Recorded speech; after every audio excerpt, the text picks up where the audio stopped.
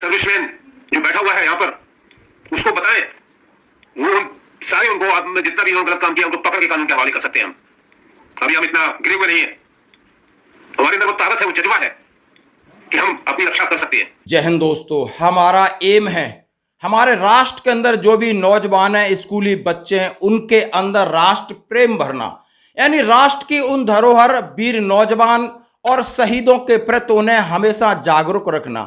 इसीलिए आज हमने देखा कारगिल विजय दिवस मनाया गया दोस्तों, और ये कारगिल विजय दिवस के उपलक्ष्य में पूरे राष्ट्र के अंदर एक राष्ट्र प्रेम जगाया गया। यहां पर सैनिक स्कूल के बच्चे, एनसीसी के बच्चे, आम आदमी, प्रशासनिक अधिकारी, ये सबको ये बताया गया कि आखिर इस देश, यानी इस देश की धरोहर, इस देश की संपत्ति असली सैनिक हैं जिन्होंने अपना सर्वोच्च बलिदान देकर ये रक्षा की। और वो दिन था जब आताताई जाकर के ऊंची पहाड़ियों पर बैठ गए थे और हमारे देश और हमारी सेना को लगातार नुकसान पहुंचा रहे थे, और उनसे किस लिए बचाया और उनको किस तरीके से खदेड़ा और परेशान किया और किस तरह जीत हासिल की। उस जीत में करीब 527 हमारे नौजवान सैनिक, चाहे वो अधिकारी हैं, जेसीओ जवान हैं, शहीद हुए, यानी अपने प्राणों की आहुति दी। और ये कहा इंडियन वेटरन ऑर्गेनाइजेशन के राष्ट्रीय अध्यक्ष जोगिंदर सिंह सेंगर ने, यानी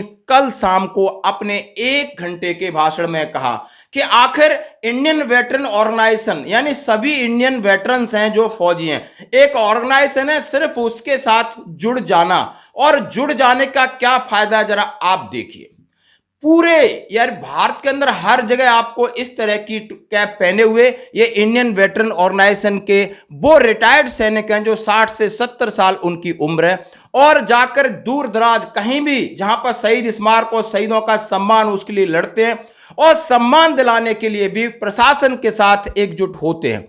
और प्रशासन का कोई अधिकारी जाए प्रोटोकॉल में जाता है, नेता जाए अपना चेहरा चमकाने के लिए जाता है, बट ये सैनिक अपने उन वीर नारियों के साथ खड़े होते हैं, उन सैनिकों के साथ खड़े होते हैं, उन्होंने देश के लिए सर्वोच्च बलिदान दिया है।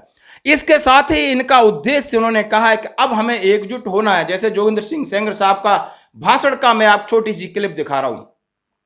उन्होंने मणिपुर की घटना की कि नहीं संभाला जा रहा तो हमको दे दो, हम उन आताताइयों को पकड़ करके पुलिस और प्रशासन और सरकार की मदद करने को तैयार हैं। हम इतना भी कर सकते, आज भी हम अपनी जान को जोखिम में डालकर इस भारत माता के लिए, यहाँ के शांति और सौहार्द के लिए अपना सर्वोच्च वरदान करने के लिए तत्पर हैं। दोस्तों, इससे बड़ी बात कोई नहीं हो सकती। यानी निस्वार्थ हम आज अपने सैनिकों के लिए, अपने देश के लिए, अपने देश के आम नागरिक के लिए साथ खड़े। और साथ ही आप भूलना नहीं होगा कि ये जो जश्न है जो आज है, हर जगह आपने देख सकता हूं। मैं कुछ क्लिप दिखाता हूं हरियाणा से। चलिए यहाँ पर देख लीजिए, एक मलिक साहब कुछ कह रहे हैं, हिमाचल में बालक राम शर्मा साहब कुछ कह रहे हैं, सुनिए, जोगिंदर साहब को सुनिए। आप ग्वालियर की झलक देखिए, औरैया की देखिए, झांसी की देखिए, सदर्न साइड में सैनिक स्कूलों की देखिए। पूरे भारतवर्ष में आपको इन्होंने जो इनिशिएटिव लिया है इंडियन वेटरन ऑर्गेनाइजेशन का, ये बिल्कुल उच्च दर्जे का है दोस्तों। हम इसीलिए उम्मीद करते हैं कि आपको किसी न किसी सैनिक संगठन के साथ जुड़ना होगा दोस्तों। आज बात करूं 1 रैंक 1 पेंशन की, उन्होंने बात करी और उन्होंने इक्वल एमएसपी की बात करी। कहा कि हमें सभी को सबसे पहले एकजुट होना होगा, और लगातार इस बात का प्रयास हमारा राष्ट्रीय अध्यक्ष कर रहे हैं कि जो दोनों संगठन एफवी हो चाहे यूनाइटेड फ्रंट हो, दोनों मिल जाएं, तभी शायद सरकार हमारी तरफ सुनेगी। ने आज ये मीडिया कितना चालाक है, ये आपको बिल्कुल वैल्यू नहीं दे रहा, कवरेज नहीं दे रहा, और यही मीडिया घरों तक चल के जा रहा है। किसके?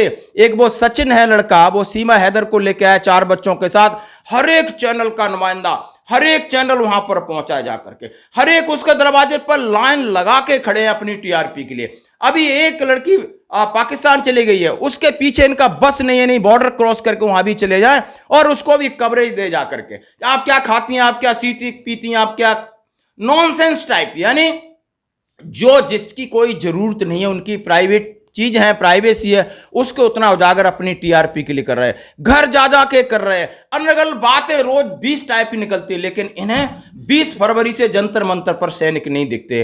इन्हें इतने बड़े आंदोलन हुए हैं इस ओआरओपी के लेकर, इन मीडिया को ये नहीं दिख रहे। क्या मीडिया को समझ में नहीं आ रहा? क्या मीडिया अपने गिरेबान में झांक कर एक बार ये नहीं सोचती कि ये जो सच्चे देशभक्त हैं, देश के लिए आज भी काम कर रहे हैं और अपना बहुत न्यौछावर उन्होंने अपनी जान तक गंवा बैठे, उनकी वीर नारियां घूम रही हैं, क्या उनके लिए दिल में बिल्कुल जगह नहीं है? कैसी मीडिया आप समझ सकते हो? क्या ये निस्वार्थ भाव से काम कर रहे हैं? नहीं, ये अपनी टीआरपी के लिए काम कर रहे हैं। तो दोस्तों, आज कहने का मतलब यह कि हमको एकजुट होना है अपने अधिकारों के लिए, और अधिकार जब ही मिलते हैं इस देश में जब आप एकजुट होकर के उस पर दबाव बनाना सीख लोगे, और जिस दिन एकजुट होना सीख लोगे तो दबाव ऑटोमेटिक बनेगा और आपके पास ये चल के आएंगे कि आपको क्या चाहिए। रहना होगा सावधान और सजग। धन्यवाद दोस्तों।